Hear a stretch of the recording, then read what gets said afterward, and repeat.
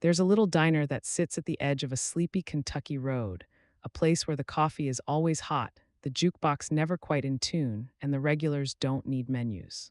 It's the kind of spot where time moves slowly, where every face is familiar, except for the ones just passing through. Behind the counter works Margaret Lane, a woman in her late 40s with steady hands and a faded blue apron.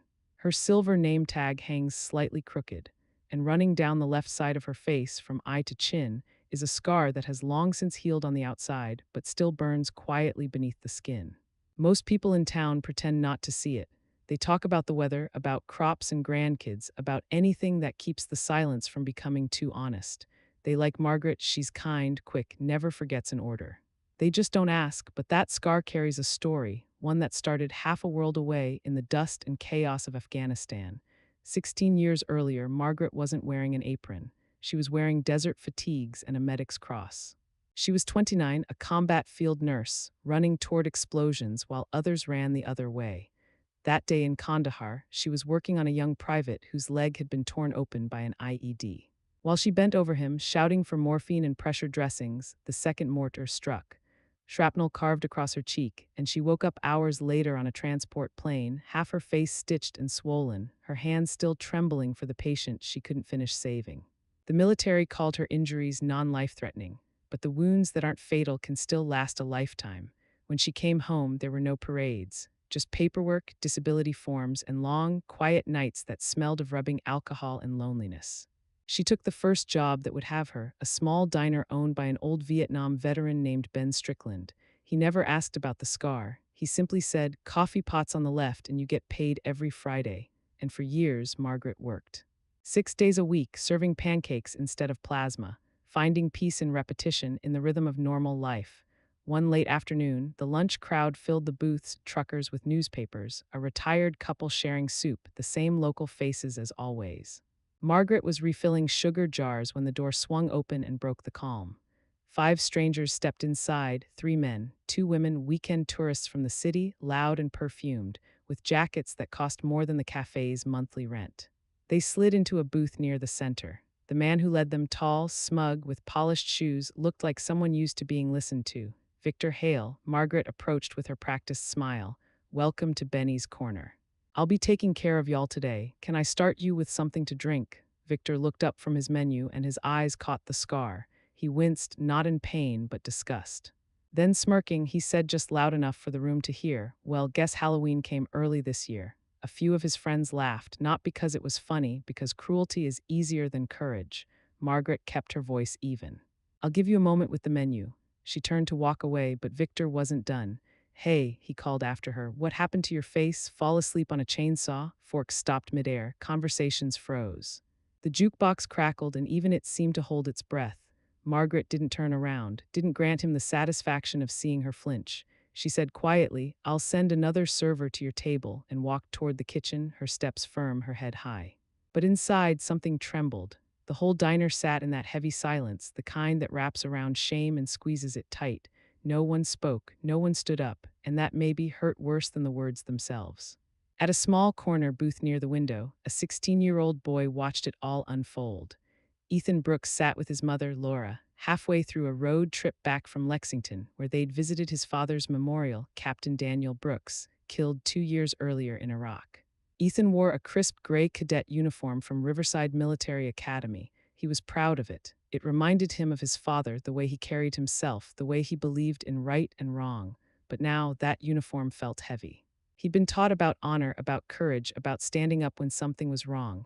And here it was wrong, sitting right in front of him, and nobody moved. His mother saw the tension in his jaw. "Ethan," she whispered, "don't." "It's not our fight," he stared at the table. "That's the problem, Mom. It's never anyone's fight until someone makes it theirs." He pushed back his chair. The sound was small, but it sliced through the silence like a bell. Every head turned as Ethan walked across the diner. His steps were deliberate, his shoulders square, his voice calm when he stopped beside the man's table. "That scar," he said, nodding toward Margaret, "represents honor." Then meeting Victor's eyes, "And you only have a mouth." A hush spread over the room, a hush thick with recognition, with something people hadn't felt in a long time. "Respect," Victor blinked, a smirk tugged at the edge of his face. "Oh, please," he said, "you don't even know her." "I don't have to," Ethan replied. "My dad was a soldier." He taught me how to recognize courage when I see it. Victor laughed nervously. Kid, it was a joke. Jokes are supposed to be funny, Ethan said. Cruelty isn't comedy. His voice didn't rise, it didn't need to. From the counter, a truck driver spoke up. My daughter served overseas too, he said gruffly. She came home burned and broken. You don't mock people who paid the price for your freedom. A nurse near the jukebox added, I worked at Walter Reed Hospital. That woman's scar is a badge, not a blemish. One by one, the voices joined. The quiet became strength, and Victor Hale realized he was the only one left laughing. He reached for his wallet, muttered something about too much sensitivity these days, and dropped a few bills on the table. Ben Strickland stepped forward from behind the counter, his voice steady as stone. Time for you to go, son, he said. You've eaten enough. Victor hesitated, then left the bell over the door jingling behind him like a tiny piece of justice. After the door closed, the cafe slowly exhaled. The air felt lighter, as if a storm had passed through and washed the shame away. Margaret stood still for a moment, one hand resting on the coffee pot, her eyes glistening not from pain, but from something she hadn't felt in years, being seen. A woman by the window whispered a quiet thank you as she slipped a folded $10 bill into Margaret's hand. The trucker raised his mug in salute, and for the first time, people met Margaret's eyes instead of avoiding them. When the crowd thinned and the plates were cleared, Ethan and his mother approached the counter to pay. The boy's uniform was still perfect, but the way he stood felt different, older, somehow steadier. Margaret looked up from the register. You heading out? She asked gently. Yes, ma'am. You don't have to ma'am me, she smiled. Not after what you did. He shook his head. I just said what needed to be said. Margaret studied him, seeing the same look she'd once seen in young soldiers thousands of miles away, that mix of fear and conviction that only real courage holds. You did more than speak, she said softly. You stood. That's harder than people think. Ethan hesitated, then reached into his pocket. From it, he pulled a small brass pin, an eagle with a shield across its chest. This was my leadership pin, he said quietly. I got it last semester for showing courage under pressure, but today I realized I didn't earn it half as much as you did. He held it out. Margaret's throat tightened. Oh no, sweetheart, you keep that. It means something to you. It still does, he said, but it means more to me if it's with someone who showed me what real honor looks like. She took the pin, hands trembling, and for a moment couldn't speak. Then she managed a whisper. Thank you, Ethan smiled. I think my dad would have been proud today, she said. Ethan looked up, eyes glistening. So would yours, ma'am. They stood there in that quiet moment, two different generations linked by the same invisible thread, service, sacrifice, and decency. The kind that never really dies. Later, when the dinner shift began, Margaret walked to the small locker in the back room. She opened it slowly. Inside hung her spare apron, a folded photograph of her old unit, and a small metal box where she kept the things that still mattered. She pinned the brass eagle beside her name tag, M. Lane. It didn't sparkle like her old medals once did, but somehow it felt heavier, truer. She looked at it for a long moment, then she smiled. As twilight poured through the diner's front window, the light caught her reflection in the glass. For years, she'd looked at that face and seen damage. Tonight, she saw survival, strength, and the faint glimmer of peace. The people around her kept eating, talking, living, but something in that little cafe had changed. Maybe not the world, but enough. Not all heroes wear uniforms. Some wear aprons. Some carry trays instead of rifles.